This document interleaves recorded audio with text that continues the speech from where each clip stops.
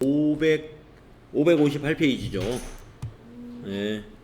모의고사 2회 우리가 지난 시간에 한번 이론 10개 풀어보셨죠?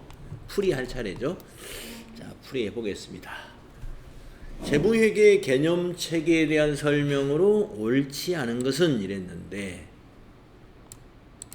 장기 건설 공사에 대하여 진행 기준으로 수익을 인식하면 신뢰성은 되지만 목적 적합성은 저하된다. 이거 거꾸로 설명한 거예요. 옳지 않습니다. 답이 1번이 되겠습니다. 우리가 이 장기 건설 공사 같은 경우에 최종적으로 공사가 끝나봐야 수익 금액이 확정이 되는 것이거든요. 하지만 우리가 진행 기준으로 수익을 인식할 수밖에 없죠. 장기 건설이기 때문에. 그랬을 때 우리가 진행 기준으로 수익을 인식하는 이유는 목적 적합성을 제고하기 위해서 그러는 겁니다. 그래서 목적 적합성은 제고되지만 신뢰성은 저하되는 거죠. 정확하지 않으니까. 그래서 1번이 옳지 않다. 자, 2, 3, 4번은 다 옳은 거니까 한번 읽어보면은, 독립된 당사자 간의 시장 거래에서 현금으로 구입한 자산의 취득 원가는 검증 가능성이 높은 측정치이다.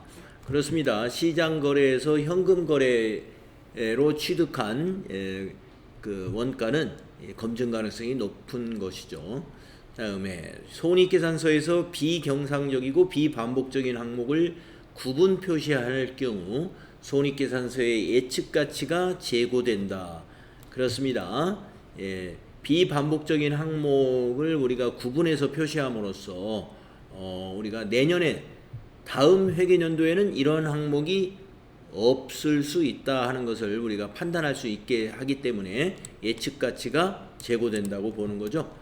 다음에 4번, 유형자산을 역사적 원가로 평가할 경우 신뢰성은 제고되지만 목적 적합성은 저하된다.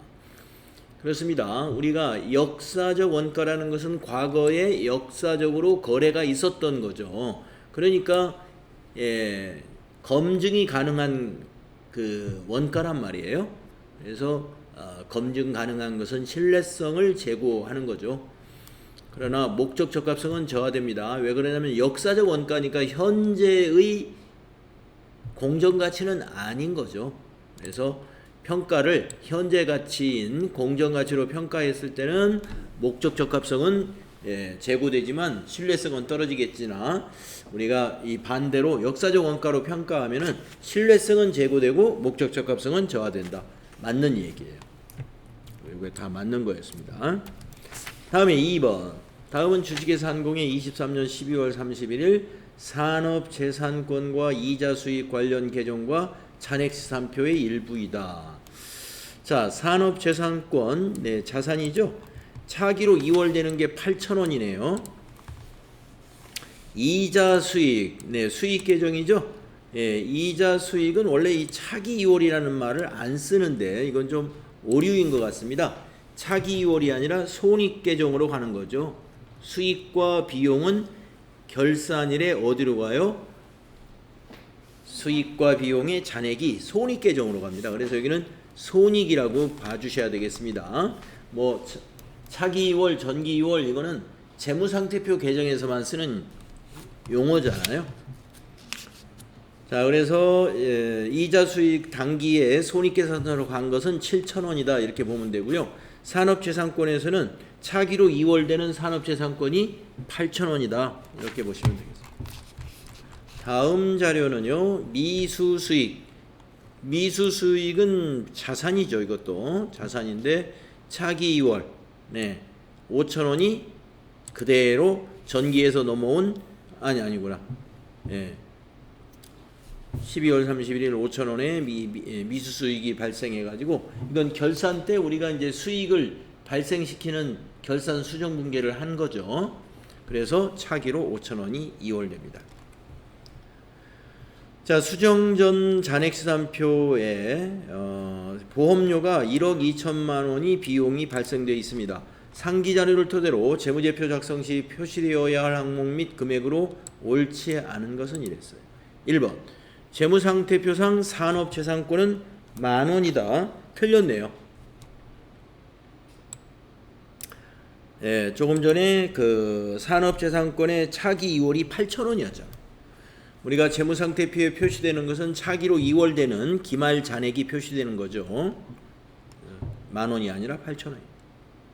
2번 재무상태표 미수수익은 5,000원이다. 네, 여기 5,000원 보이고요. 그 다음에 손익계산서의 이자 수익은 7,000원이다. 네, 아까 차기 2월이라고 지금 써있는 부분이 그게 손익으로 가는 거예요. 7,000원. 그 다음에 4번 손익계산서상 무형자산의 상각비는 2,000원이다. 자, 무형자산이 아까 여기 산업재산권이 있었는데 여기서 상각비가 2,000원이라는 걸 어떻게 알 수 있느냐? 여기 나오죠. 그래서 옳지 않은 것은 1번이었습니다. 다음 3번. 다음은 주식회사 한공이 기말상품에 대한 자료이다. 재무상태표에 계상될 재고자산은 얼마인가? 단 A, B 이외의 기말재고는 없다. 그러면 재고자산이라는 것은 수량 곱하기 단위당 가격을 적용해 주면 되는데 A라는 품목은 A라는 재고자산은 500원이 취득 단가였어요. 근데 추정 판매 가격과 추정 판매 비용을 가지고 뭘 구해야 되냐면 순실현 가치를 우리가 구하죠. 그러면 480원이 됩니다. 순실현 가치가. 그러면 480원과 500원을 비교해서 저가법으로 평가한다는 거 아니까 480원으로 평가해야 돼요. 그 다음에 여기 B상품 1000개. 자, 취득원가는 1,000원이고 여기서 또 계산을 해보면 1,500원에서 300원을 빼면 1,200원이에요.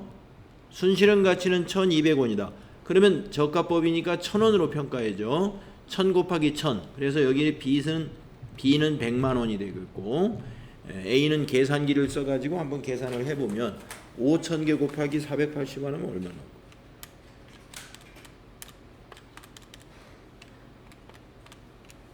240 나오네요.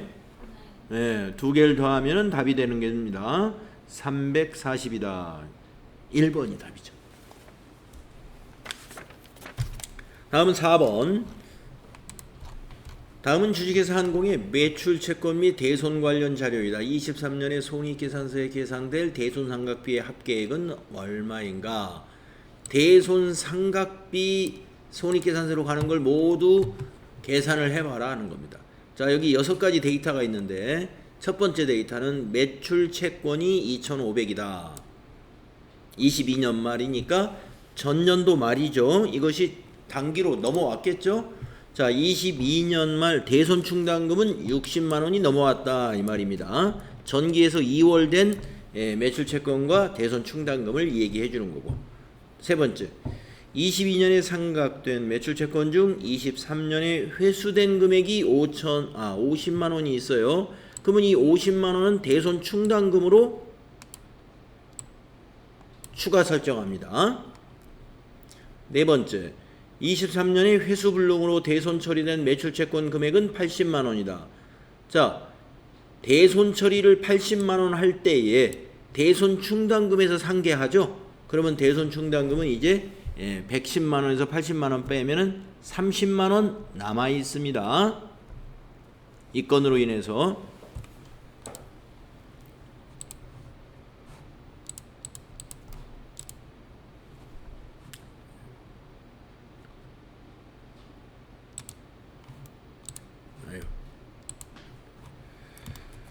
여기까지로 해서 30만 원의 대손 충당금이 남아 있는 거예요. 이제 그 다음에 23년 말 매출채권 잔액은 3,500만 원이에요.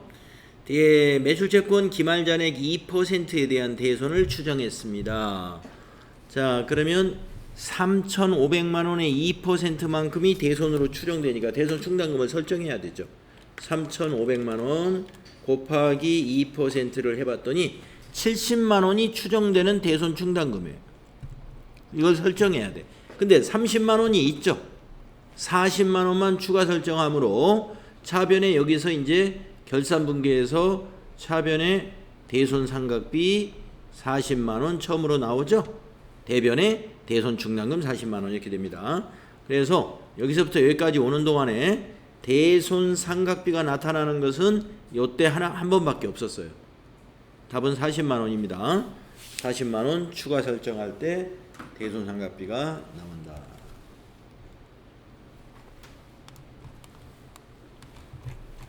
5번을 보겠습니다. 주식회사 한공은 사내 적립식 퇴직 일시금 제도를 운영하고 있으며 김한공 씨 퇴직 전 회사의 퇴직급여 충당부채 잔액은 500만 원이다. 주식회사 한공은 퇴사한 종업원 김한공 씨에게 퇴직금 600만 원을 보통예금으로 지급했습니다. 김한공 씨 퇴직금 지급 시 회계 처리는 600만 원을 지급했는데 충당금이 500만 원 있으니까 500만 원은 대손 충당금에서 상계하고 모자라는 100만 원은 단기에 비용 처리를 하는 거죠. 그래서 답은 다번입니다. 옳은 것은 다번이다. 다음 6번. 다음 중 부가가치세법상 과세대상 재화의 공급에 해당하는 것은 과세대상 재화의 공급이 뭐냐? 1번. 자기가 주유자재의 일부를 부담하는 가공계약에 따라 재화를 인도하는 경우 이게 바로 재화의 공급입니다. 그리고 과세죠. 2번. 매입 시 세금계산서를 발급받지 못한 상품을 거래처에 증정한 경우 자, 매입세금 계산서를 못 받았으므로 매입세 공제를 못 받은 상품입니다. 매입세 공제를 받지 않은 상품을 거래처에 증정했어도 사업상 증여로 과세하지 않아요. 왜냐? 매입세 공제 안 받았으니까. 2번은 과세가 아니다 이거죠. 3번. 사업자가 아닌 개인이 사용하던 승용차를 중고차 매매상에게 판매한 경우 사업자가 아닌 개인이 우리가 승용차를 판매하잖아요. 부가세 과세하지 않습니다. 사업자에게만 과세해요. 다음에 4번. 사업을 위하여 대가를 받지 아니하고 다른 사업자에게 견본품을 인도하는 경우 다른 사업자에게 견본품이라는 것은 우리가 보통 샘플이라고 하는 거잖아요. 샘플을 인도하는 경우는 공급으로 보지 않습니다. 그래서 재화의 과세 대상 공급은 1번이었어요. 근데 이번에 네. 그 세금 계산서를 발급하고 증정하면 그것도 과세 대상 아니에요? 세금 계산서를 발급받았다면은 매입세 공제를 받았겠죠. 매입세 공제를 받은 상품을 거래처에 무상으로 증정했다. 그러면 그건 과세예요. 매입세 공제를 받았으므로 매출세액을 과세하게 됩니다.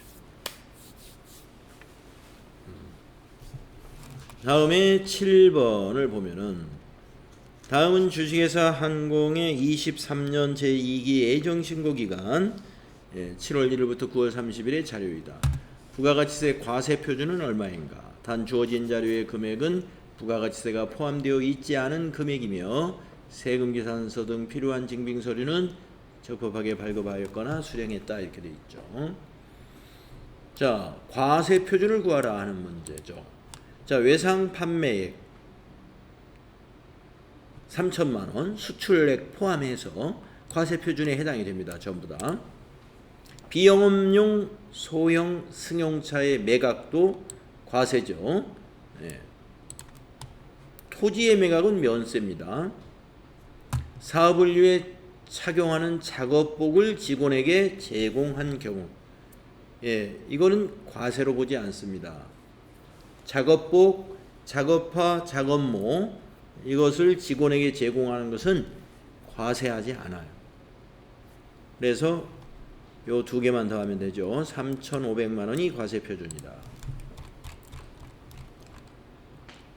다음은 8번. 다음은 주식회사 한공 건설업이라고 했고요.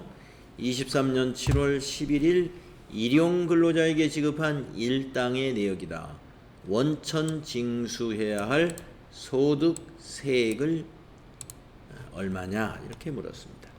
자, 세액을 계산하라는 문제가 나왔어요. 자, 계산을 어떻게 해야 되느냐? 세 사람입니다. 그래서 총 지급액을 한번 보면은 총 지급액 세 사람 걸 다 더하면 35만 원, 40만 원, 60만 원이죠.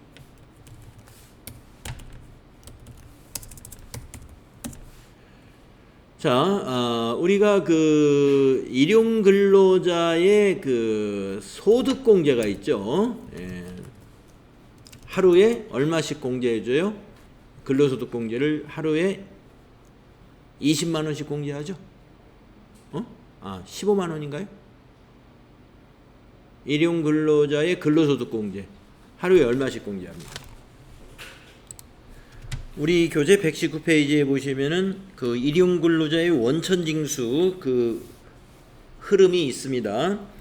예, 근로소득 공제 1일 15만 원이에요. 1일 15만 원. 그러니까 3명을 곱하기 하면은 15만 원 곱하기 3. 45만 원이죠. 45만 원이 소득 공제가 되고, 그러면 이게 이제 과세 표준이 되죠. 과세 표준이 15만 원이 되겠다 이거죠. 자, 과세 표준에다가 세율을 곱해야 산출세액이 나옵니다. 세율은 6%를 적용하죠.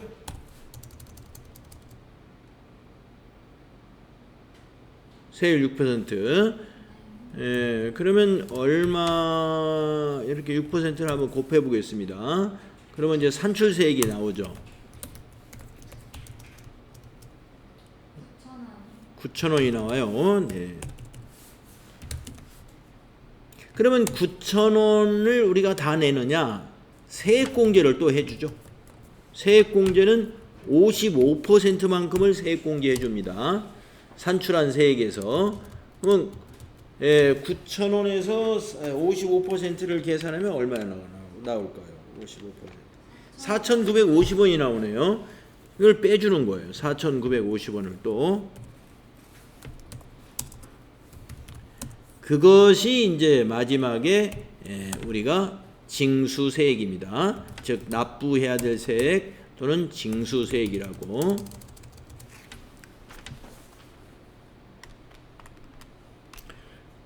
(9,000원) 마이너스 4,950원 하면은 4,050원이 나오죠.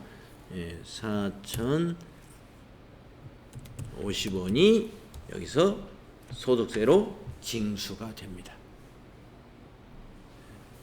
그래서 그 아까 그 페이지 그 페이지에 있는 그 일용직 근로자의 그 납부세액 세액 산출 과정 그걸 정확하게 알고 있어야 되겠습니다.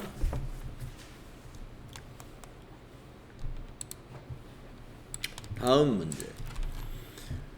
다음 중 금융소득에 대한 설명으로 옳은 것은 이랬네요. 1번 비영업대금의 이익은 원칙적으로 그 지급을 받은 날을 수입시기로 한다. 비영업대금의 이익에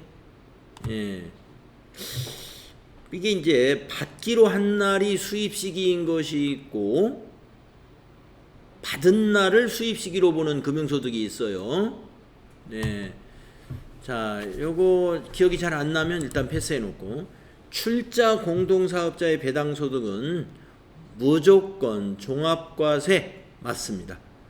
출자 공동사업자의 배당소득 무조건 종합과세 하죠. 2번이 그러면 확실하네요. 우리가 이 과세 방법, 금융소득의 과세 방법에서 무조건 종합과세되는 금융소득이요. 이 출자 공동사업자의 그 배당소득하고 그 다음에 뭐가 있냐면은 원천징수가 되지 아니한 금융소득이에요. 그러니까 옳은 것은 2번입니다. 자, 어디를 보시느냐? 우리가 소득세 이론에서 113페이지에 이자 등에 대한 이자 소득 등에 대한 종합과세 그 표가 과세를 적용하는 표에 그 중간쯤에 무조건 종합과세 딱 두 줄밖에 없죠. 원천징수 되지 않은 이자 소득, 배당 소득. 그 다음에 출자 공동기업의 배당소득. 예, 출자 공동사업자의 배당소득이 그 출자 공동기업의 배당소득과 같은 말입니다. 무조건 종합과세한다. 그러면 1번은 어떻게 해요? 틀렸다는 거죠. 뭐냐? 비영업대금의 이익의 수입 시기는 지급받기로 한 날이다. 실제로 지급받은 날이 아니라 지급받기로 한 날. 그러면 3번은 뭐가 틀렸느냐? 실지 명의가 확인되지 아니하는 금융소득을 우리는 비실명 금융소득이라고 하는데, 비실명 금융소득은 조건부 종합과세 대상이다. 이건 무조건 분리과세 대상입니다. 비실명 금융소득은 무조건 분리과세. 아까 그 113페이지 무조건 분리과세에 보면은 첫 번째 줄에 비실명 이자소득 배당소득이라고 나오죠. 4번 무기명 채권의 이자는 약정에 의한 이자 지급일을 수입시기로 한다. 자, 이 채권의 경우에는 기명 채권이면은 약정에 의한 지급일입니다. 하지만 무기명 채권은 지급받은 날입니다. 이자를 지급받은 날이에요. 그래서 4번이 틀린 겁니다. 네, 9번 약간 까다롭습니다. 문제가. 다음 10번을 보면은요. 다음 중 소득세법상 근로소득에 대한 설명으로 옳지 않은 것은 이랬네요. 근로소득 설명. 1번 중소기업의 임원이 주택의 구입에 소요되는 자금을 무상으로 대여받음으로써 얻은 이익은 근로소득에 해당하지 않는다. 이거 틀렸네요. 자, 우리가 중소기업의 종업원일 경우에는 주택 구입에 소요되는 자금을 무상으로 대여받음으로써 얻은 이익에 대해서 과세를 하지 않습니다. 근로소득으로 보지 않아요. 하지만 중소기업의 임원이면 과세합니다. 종업원이에요. 자, 1번이 틀렸고 2번 법인의 임원이 부여받은 주식매수 선택권을 근무하는 기간 중 행사함으로써 얻은 이익은 근로소득에 해당한다. 맞습니다. 주식매수 선택권이라는 건 이제 스톡옵션이라는 거는데 직장에 다니는 동안에 행사하는 것은 근로소득으로 해서 그걸 과세를 하게 돼 있고, 왜냐하면 급여나 마찬가지예요. 이거 스톡옵션으로 받았다고 하면은 급여 대신에 받는 거예요. 그런데 만약에 직장을 그만두고서 행사했다. 그렇다면은 근로자가 이제 아니잖아요. 그러니까 근로소득이 아니고 기타 소득으로 해서 과세합니다. 여기는 근무하는 기간 중에 행사했으므로 근로소득이다. 맞습니다. 3번 일직료, 숙직료 또는 여비로서 실비 변상 정도의 금액은 비과세 근로소득에 해당한다. 맞습니다. 4번 연말정산한 근로소득은 다른 종합소득이 없으면 과세표준 확정신고를 하지 않아도 된다. 그렇습니다. 근로자가 근로소득뿐이 없다라고 하면 연말정산을 함으로써 과세가 종결됩니다. 따라서 이 과세표준 확정신고라는 것은 5월에 하는 종합소득세 신고를 말하는 건데 하지 않는다 이 말이에요. 4번도 맞다. 1번이 틀린 것이다. 네, 그래서 지난 시간에 우리가 풀었던 풀이를 한번 해봤고요. 거기 보면은 뷰티 산업이 있어요. 뷰티 산업으로 이제 로그인 해가지고 실무 수행 한번 해보겠습니다.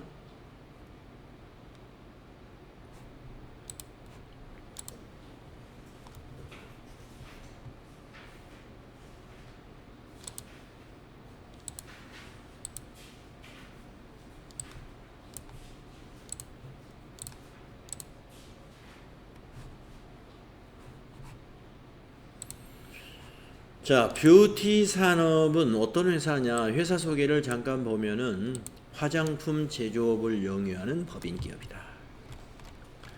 자, 1번 문제. 3만 원 초과 거래 자료에 대한 경비 등의 송금 명세서를 작성하는 문제입니다.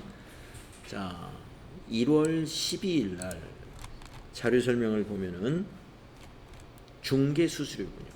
본사 직원의 숙소를 제공하기 위하여 간이과세자인 강남 부동산의 건물 임차를 의뢰하고 중개 수수료 80만 원을 국민은행 보통예금 계좌로 송금했습니다. 자료일은 공급자 정보이고 해당 사업자는 경비 등 송금 명세서 제출 대상자에 해당한다. 자료일은 중개 수수료 계좌 이체 내역입니다. 자, 거래 자료 입력하고 경비 등 송금 명세서 작성하라는 문제고, 영수증 수취 명세서는 기입하지 않는다, 생략한다 이렇게 되어 있습니다. 자, 그러면 거래 자료를 입력할 때 우리가 직원들 숙소를 얻느라고 중개 수수료가 들어갔습니다. 만약에 건물을 우리가 사면서 수수료가 들어갔으면 건물의 취득원가에 자산으로 잡습니다만은 지금은 건물이 아니고 이 숙소로 제공하는 것을 임차하는 거예요. 임차, 빌리는 거. 그러므로 이거는 이 수수료는 그냥 비용 처리합니다. 그래서 수수료 비용으로 처리하면 되겠죠. 중개 수수료니까 수수료 비용으로 처리하면 되는데, 이걸 몇 번대로 해야 되느냐? 800번대로 해야 돼요. 왜 그러냐면 본사 직원들의 숙소이기 때문에.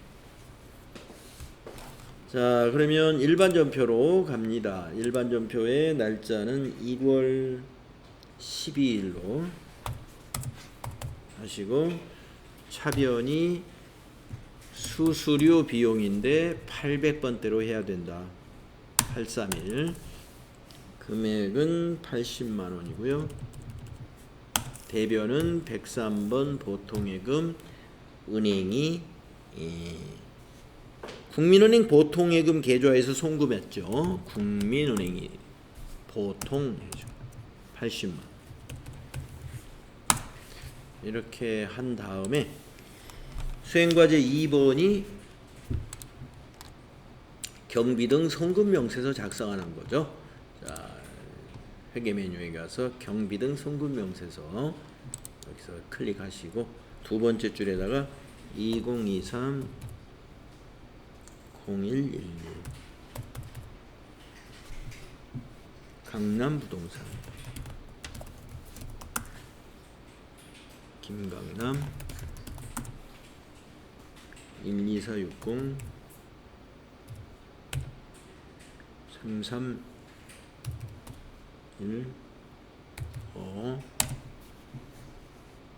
거래 내역에 중개 수수료 거래금액 80만원 송금 일자 2023 0112 CD 은행 코드 더블 클릭을 해서 어느 은행에다가 입금했느냐. 예, 신한은행에다 입금했죠. 계좌번호는 211 02 13 1006. 이거 하이폰 넣어야 될 거예요. 예.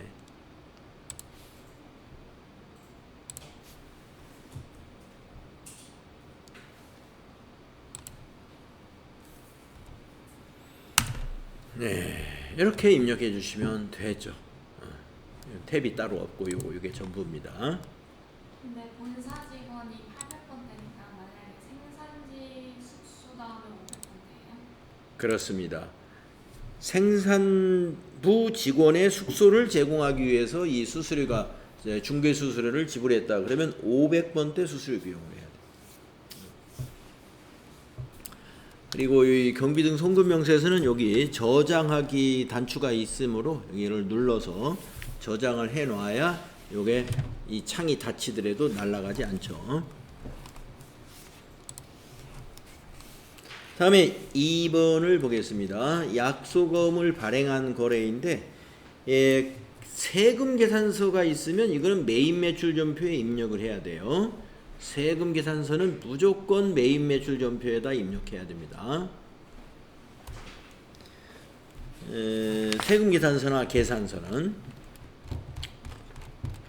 자, 자료가 세 가지가 있고요. 자료 설명 1번은 자료 1은 원재료를 구입하고 발급받은 전자세금 계산서예요. 자료 2는 원재료 구입 대금을 지급하기 위하여 발행한 어음이에요. 자료 3은 원재료 구입 대금 중 일부를 계좌이체한 내용이에요. 어음도 발행하고 통장으로 이체도 시키고 그런 거. 자, 수행과제 1번 거래 자료를 입력하시오. 전자세금 계산서와 관련된 거래는 전자 입력으로 처리해라. 이렇게 되어 있습니다. 자, 원재료를 매입한 세금 계산서를 보고 메인 매출 전표로 갑니다. 메인 매출 전표를 열어서 날짜는 2월 22일입니다. 2월 22일. 유형은 51번 과세 매입. 화장품 원재료라고 하시고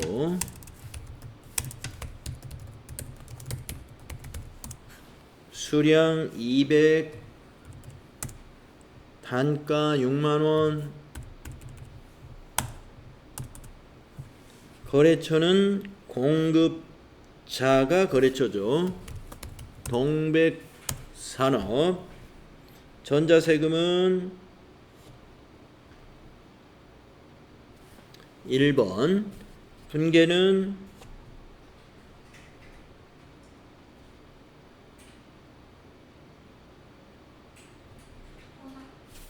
혼합으로 해야죠. 혼합. 자, 차변에 부가세 대급금하고 원재료 그대로 두시고 내려와서 대변에 지급어음이 하나 있고 252번 지급어음 금액은 1200만원짜리. 그 다음에 대변에 보통예금으로 지급한 게 있어요. 103번 보통예금 120만원. 보통예금의 거래처는 바꿔줘야 됩니다. 국민은행 보통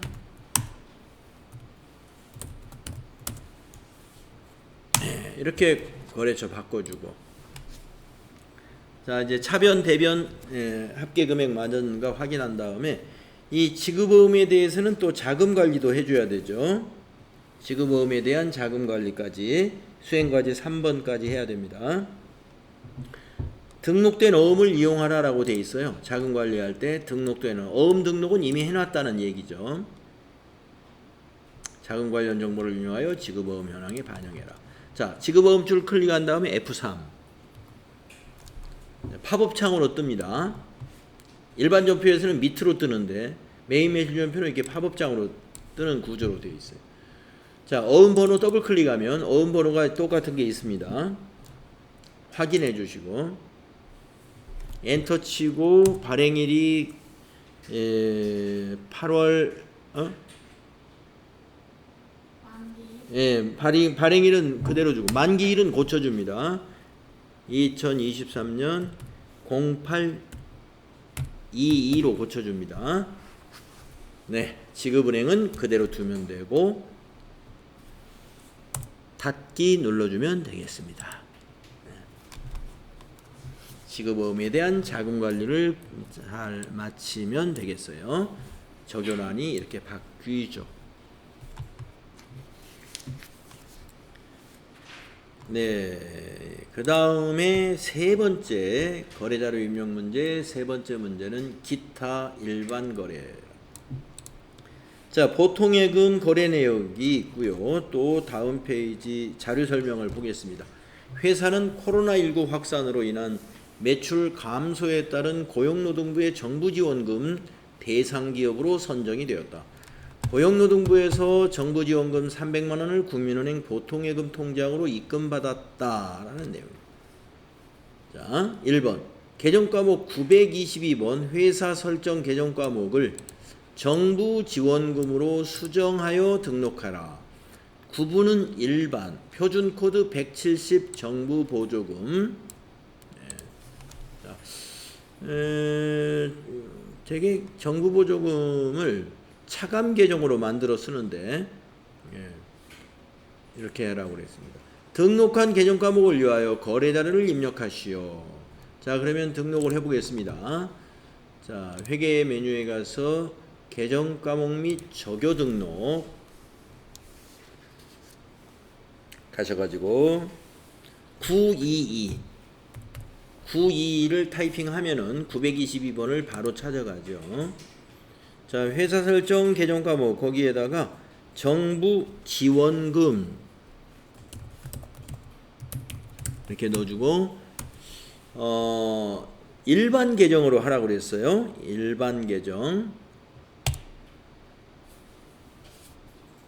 계정으로 하라고 그랬고, 그 다음에 표준 코드는 정부 지원금으로 등록해라고 그랬습니다. 표준 코드라는 건 여기를 말하죠. 여기 더블 클릭을 해서 거기에서 170번 아래로 내려가서 170번 찾아주시면 돼요. 영업의 수익의 정부 보조금 선택. 자, 이 정부 보조금은 차감 계정이 아니라 수익으로 인식하는, 우리가 정부 보조금에는 수익 관련 정부 보조금과 자산 관련 정부 보조금이 있는데, 자산 관련 정부 보조금을 등록할 때는 여기를 차감 계정으로 쓰죠. 차감 계정으로. 근데 지금 이 170번 정부 보조금은 영업의 수익으로 보는 수익 관련 정부 보조금이었습니다. 자, 그러면 수행과제 1번은 마쳤습니다. 다음 2번 등록한 계정 과목을 이용하여 거래자료를 입력하라. 자, 일반 전표에다 입력합니다. 일반 전표 3월 12일 차변에 보통 예금으로 들어왔습니다. 103번 보통 예금. 은행은 국민은행. 보통 금액은 300만 원. 대변에 영업의 수익 정부 보조금, 즉 방금 만들었던 922번을 해야 돼요. 지금 저기 104번과 241번은 자산의 차감 계정인 정부 보조금, 그래서 자산 관련 정부 보조금을 수령했거나 정리할 때 쓰는 그런 계정 과목이고요. 자, 여기서는 우리가 방금 만든 922번을 선택을 꼭 해야 됩니다. 자, 거래처는 그냥 방향키로 지나가도 되고요. 대변에다가 300만 원. 이렇게 하시면 된다.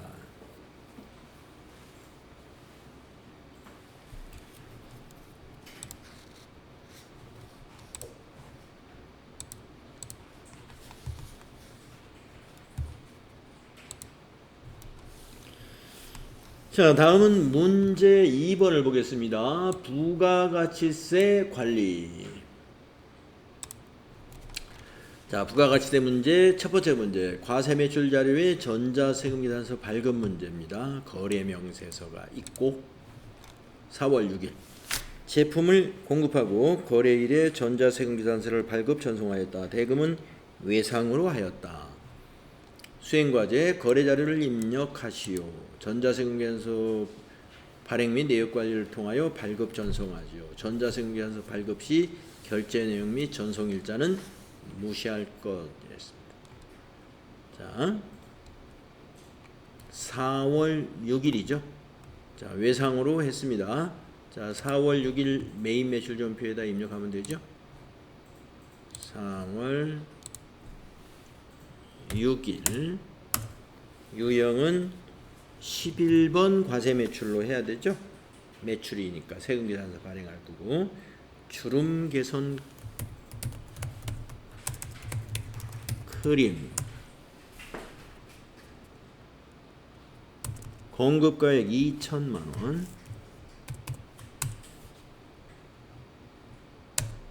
거래처 뷰티 산업. 뷰티 수려한 아니에요? 수려한? 수려한이지. 예, 수려한.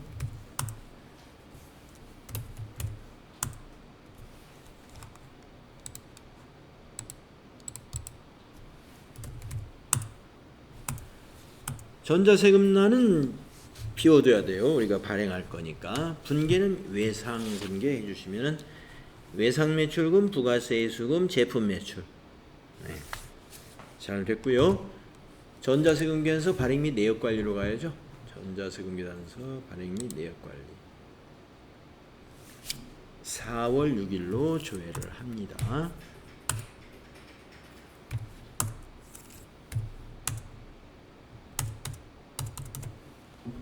체크하고 전자발행 확인, 발행 확인, 아카데미 전자세금계산서 로그인, 미전송 체크하고 매출 조회, 그 다음에 발행 확인, 그 다음에 이 창 닫고 이 창도 닫고 메인 매출 전표에 와서 조회하면은 이와 같이 전자발행으로 확인할 수가 있죠.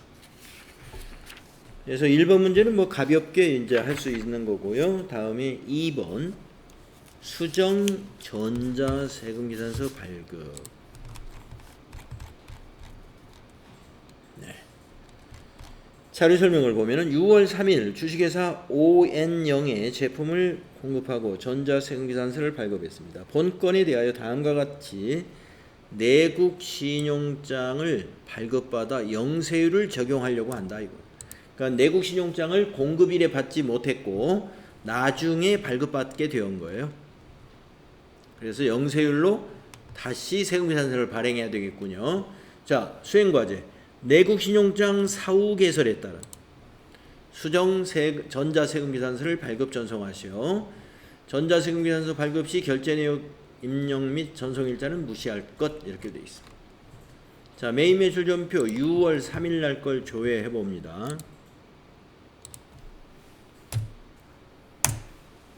그러면 네, 거기 세금계산서 그림에 있는 것과 똑같은 거래가 보여요.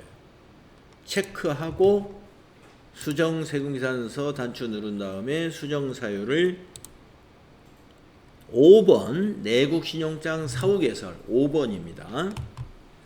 자, 비고에 몇 가지 좀 넣어야 되는데 내국 신용장 개설 일자라는 걸 여기다 입력해 줘요. 자료 설명에 나와 있어요. 2023-0715 신고 연월이라 하는 것은 이 거래 날짜의 월을 입력해 주면 됩니다.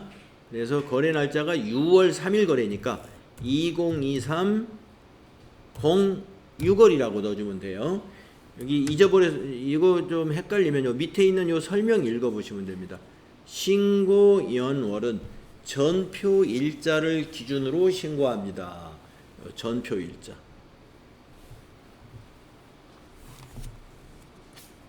확인해 주시고요.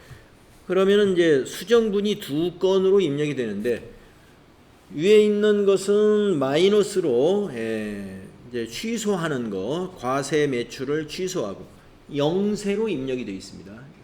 또 하나는 자, 그런데 요 날짜는 그대로 둬야 되는지를 한번 보기 위해서 참고사항을 눌러가지고 내국 신용장 사후 개설의 경우에 작성일을 어떻게 해야 되는지 여기 보시면 당초 세금계산서 작성일로 작성한다 이렇게 돼 있다. 예, 그래서 날짜는 그대로 6월 3일로 그대로 둡니다.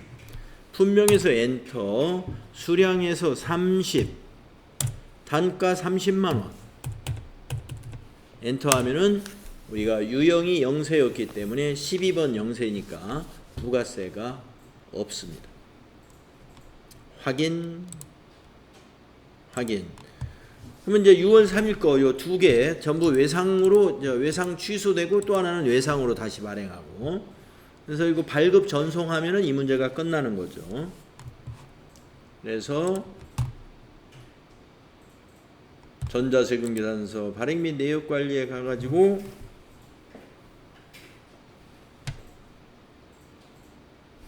6월 3일 조회해서 발급 전송하세요. 두 개가 있을 거예요. 하나 체크하면 두 개가 같이 체크되고 전자발행 확인, 밑에서 발행 확인, 아카데미 전자세금계산서 로그인, 미전송 매출조회, 계속 발행 단추를 누르면 됩니다. 닫고 메인 매출연표에 와서는 조회하면은 이와 같이 전자발행으로 채워지죠. 쉬었다가 다음 시간에 이어서 하겠습니다.